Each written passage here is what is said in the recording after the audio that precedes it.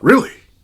2 of them? Yes, 2 of them. So, like, are they on top of each other, side to side? If you must know, they are on top of each other, and he likes to wrap them around each other. Ugh! Wrap them around? What?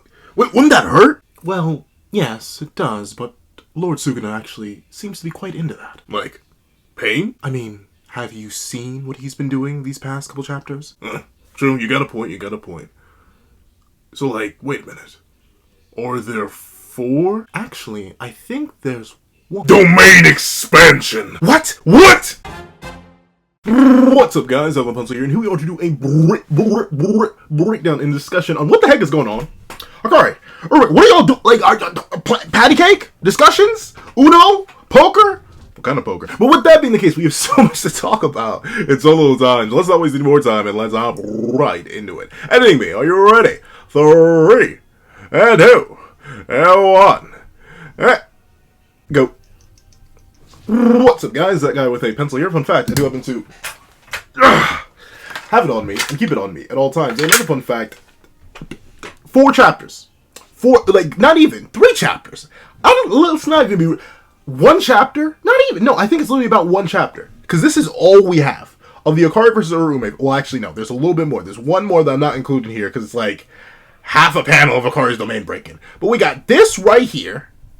We got a decent chunk of 245. We open on 245 with this bad boy, this crazy battle. But notably, we don't even dedicate all 245 to that. We split half that chapter for the Higuruma trial.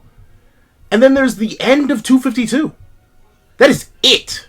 That is all we've seen. Like, dog what is that? Like, think about it.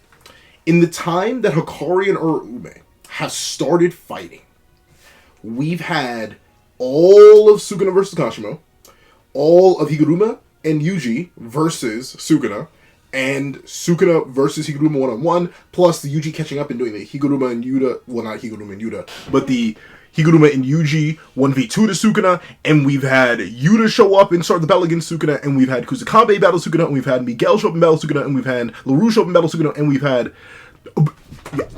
You know what? Forget all the people who showed up. Y'all, you know who showed up before Hakari did? Or before Uraume did? Dog. Miwa showed up on the battlefield. Miwa was out here taking the max output domain from the King of Curses before Hakari Kenji showed up. One of our heavy hit. What is happening? Like, genuinely, I don't know. Here's the thing, right? Here's the thing. I would be more okay with it if this was a battle that I don't think could be interesting, right? Like, say hypothetically, this was a battle between, like, I don't know. It's weird, because a lot of JJK fighters can be made interesting. Especially, like, in JJK especially. Gege is very good at making anything interesting. But, yo, it's not like these two have a bad matchup. I mean, technically they do. That's why the battle's going on. For real long. I'll level with you real quick. As I'm sweating buckets. Let me tell you why Hakari Kenji isn't sweating buckets. And Uraume isn't sweating buckets. Neither of them can do anything to each other. Like, if 245 is meant to show us one thing, it's the fact that Uraume can do crazy amounts of lethal damage to Jackpot Hakari, but notably, it does not matter. And we see that Hakari Kenji can, in fact, throw Uraume around, knock him through buildings, slam dunk him, but once again, basically do nothing. This gets reaffirmed all the way by the time of 252, where the two are kind of just, chilling and chatting on this massive ice construct. But while Uraume has a little bit more damage on him, like end of Kashimo fight, damn it. Why am I sweating so many buckets? Golly! I must be right next to Suguna launching a fire arrow. But with it being the case, these two are kind of just vibing. Like, I don't know why, because of the depths of potential. Notably, almost every single character across the time skip has gotten some. Like, literally something. The only characters who have gotten literally nothing are characters who can't. Like, the one character who really got no new tech over the time skip is Miwa. And technically Maki. This is a double duo that didn't really get much. But, now confirmed to have Symbol Domain. Choso gets Symbol Domain. Yuji Tadori gets everything. Yuta Kotsu gets basically everything. So many other characters have gotten massively stronger. Grown much beyond the point where they were. But we haven't really gotten that for Hakari Kenji. He's the same punch, kick, soak it up, knock it out merchant that jeez, hold on 1 second. I need to wipe my sweat. Golly, Jesus. Where's something? I need something. You sweet mother of mercy. I look like I'm being cooked in the oven. It's not that hot here yet. Oh, golly. But with it being the case, We know these two can have an interesting battle dynamic as long as Gege wants them to. And we know that Gege's willing to give characters things that realistically no one expected them to get. Like, don't get me wrong, would I be a little bit mad if Hakari Kenshi actually lived up to his narrative hype and was actually an equivalent, if not superior, to Yuta Okkotsu? Teeny tiny bit, because, you know, my agenda. But putting the agenda aside, like, in universe, I do want Hakari to live up to that, and he has the perfect excuse for it. Like I said, everyone else has been getting stronger. Insanely strong. We just had Mr. Yuji Tadori land 7 consecutive, well, not consecutive, but 7 black flashes right on top of each other, unlock the depths of his potential, finally dive into the pinnacle of his abilities, and get access to cleave and dismantle. Malevolent Shrine, well, not Malevolent, but Shrine itself, interpreted in his own way. He has blood manipulation. He has these unexplained mystical magical arms. So that's 3 ends for Yuji. Yuta got cleave. Yuta got future sight. Yuta got literally Jacob's like, bro got 3 new bits of tech all for himself, plus his domain expansion drop. Maki, well, she didn't really get much new tech, I'll be completely honest with that. She really didn't get much new. The fact that she's able to react to and slash against Sukuna is at least something. And we even get a double down and some further elaboration and explanation on Soul Split Katana and how Sukuna, the strongest character in the verse, isn't even able to really heal it because of how potent it is, and of course Maki showing the absolute amazing ability to dodge around and even knock away dismantles. As Sukuna immediately admits, golly gee willikers, he reads my techniques better than other sorcerers, much like when I battled Mahoraga in Shibuya. So Maki, even if she doesn't get any new tech, because she's very limited on new tech she could get, she still got face on Sukuna. She still got some confirmation of ability, some elaboration, some development, something spicy, something new that wasn't necessarily confirmed before. Yuji Itadori got many new different growths and amps. We finally got to see Ryu from Ino. Miguel got his cursed technique drop. LaRue got his cursed technique drop. So many different characters are getting crazy next level stuff. But these two, are they just playing patty cake? Why are they so stagnant? Like, here's the thing. Once again, narratively, I understand that no one else but Hakari could be fighting Uraume right now. The moment that Maki looked Uraume directly in the eyes, directly in the face, and was like, hey, I'm going to hit you with something, and Maki still got tagged, proof to me that ultimately I don't think Yuta Okkotsu's dodging that. I don't think Yuji Tadori's dodging that. I don't think pretty much anyone else is dodging that. A max output Frostcom puts half the verse in a coffin. And by half the verse, I mean 75% of the verse. And by 75% of the verse, I mean 80% of the verse. And by 80% of the verse, I mean like 90% of the verse. There are very few characters who are dodging, surviving, doing all that to a max output Frostcom. So of course, you send the one man who's basically immortal, not even basically, just realistically immortal, to deal with Uraume, to stall him out, to, you know, hold him back. And I get it. It's Hakari's narrative role. He's never necessarily, it's crazy because he's set up as a heavy hitter, but he's not really a heavy hitter. He's a heavy hit taker. Like, Hakari doesn't really do big damage. He's not a Maki who will come in, you know, tear a heart out, get a bit devious with it. He's not really a Yuta Okkotsu who will run up, mink, tear her tongue out, rip some arms off like that for real. Heck, he ain't even really a Yuji Tadori like that, who'll give you 15 different back shots to this side of the Mississippi, like literally knocking them all out of you. Even though admittedly it doesn't really seem like Yuji did too much big damage. But still, that aside, he's a punch and kick merchant, but he's not a punch and kick merchant in the same way that Yuji Tadori's a punch and kick merchant. He really is a sort of, I hate to say it, but he's kind of a teddy bear. A teddy bear so much I need to go wipe my sweat again. Golly gee willikers. That's it. I'm summoning the air conditioner. But with that being the case, the big reason I'm so wondering about this fight is because 258 kind of removed the cool opportunity off the table from Hakari Kenji unless the rules change again. One of the biggest things that me and a lot of other Hakari fans were hoping, itching, scratching, and feeling for was seeing Hakari Kenji thug walk or Mahoraga walk or plug walk or whatever walk you want to walk it through Malevolent Shrine. I was itching for it, scratching for it, feeding for it. He's literally set up in 245 to have the ability to even surpass Ryomen Sukuna and Satoru Gojo in terms of regenerative ability. He's clearly at that tier. He's at that level. He's at that pinnacle. Who themselves acknowledge this? Well, we don't get to see them do it? Like, really? Like, we don't even get to see him? When the opportunity perfectly arose, when many people thought it wouldn't even arise again, we got to see another Malevolent Shrine pop off, but Hakari Kenji's not there to experience it and walk through it like the Chad he is? Why not?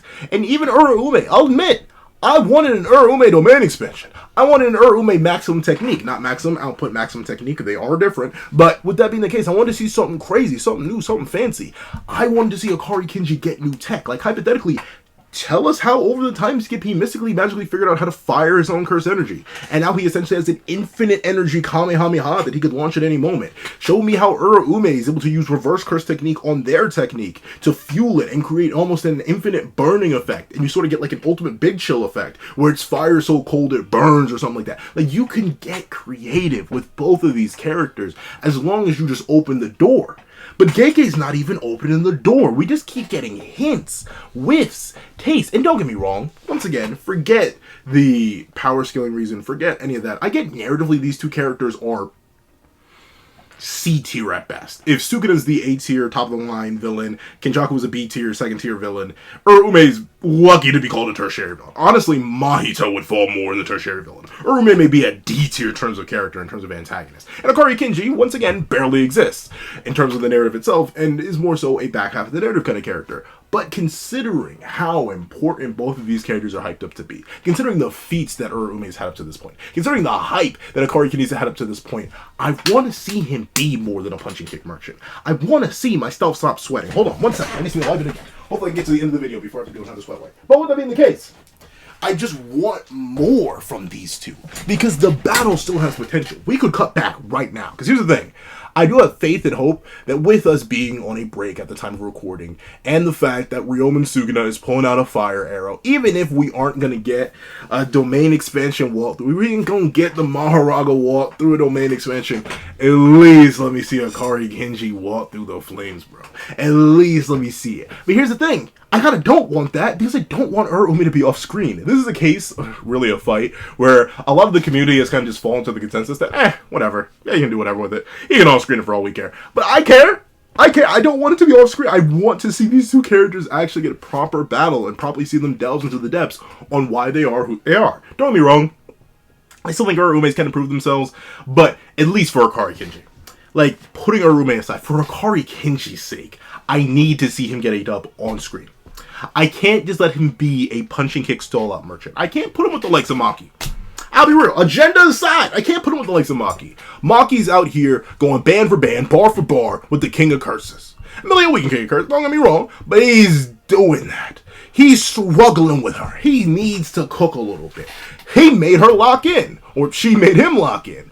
Yuta Okotsu, he managed to get a little bit spicy with it. Put up the best, or the second best performance against the King of Curses himself. I believe he's a heavy hitter. I believe he's a big stepper. A Maharaga no obstacle on a beat like that with the adaptation and everything.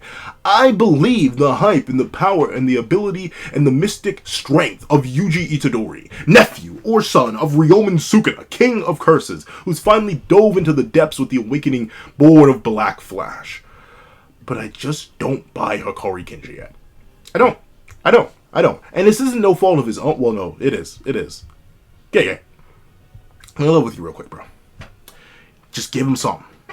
It don't have to be nothing too crazy. It don't have to be nothing too insane. It don't have to be nothing too buku bonkers. But give him something. Give him a essence of dub.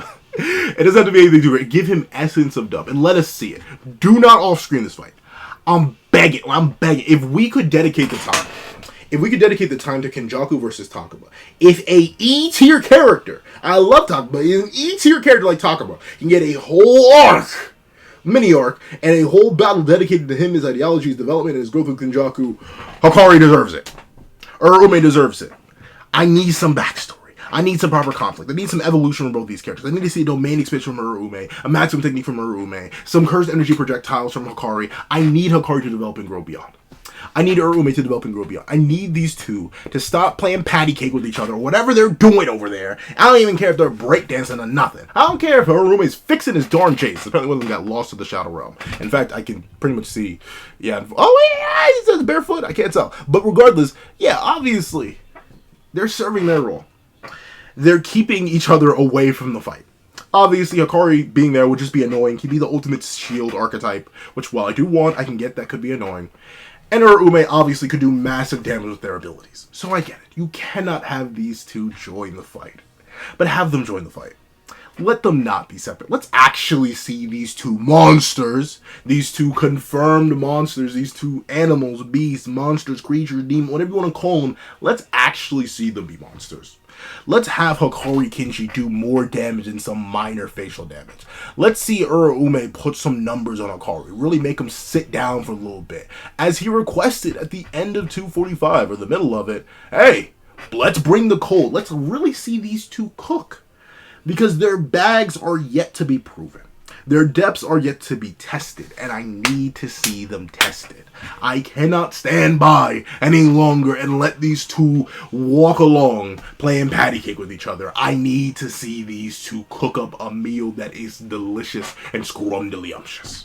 However, that's what I think. Please tell me what you guys think in the comment section down below. And thank you so much for watching. Please remember to leave a like, share, comment, and subscribe. And make sure that little notification bell so you don't miss out on any videos that come to the channel. Also, I do have an application down below where you can support me for as low as $1 down month. Things like exclusive videos, the content, and more. If so, now become a member of the channel for as low as $3 a month to get the same perks and more. Some of those perks will include the live reaction to the very next chapter of Jujutsu Kaisen, free variations of all my videos, and if you become a $25 Patreon and $25 member, you can order whatever video you want. Also, I do have a link to my Ko-Fi in the description down below where you want to leave a one-time donation for your boy or a $25 video request. The link is down below. But now, just thank you so much for watching once again, and I hope you guys have a wonderful day. This is Dag with the Pencil, writing off.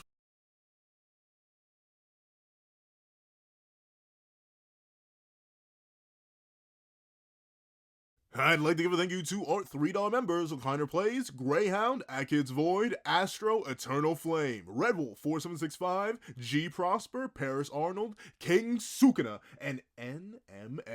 I'd like to give a thank you to our $5 patrons, Steron, Sean, Owexian, Midnight Lord 21, Kevin Encarnacion, Josh Brown, John Malcolm, and Igneal Lynn. And I'd like to give another thank you to our $7 member, Autumn Mornings Lazo. And I'd like to give a big old thank you to our $10 members, Robbie Uchiha and Jay Warrior.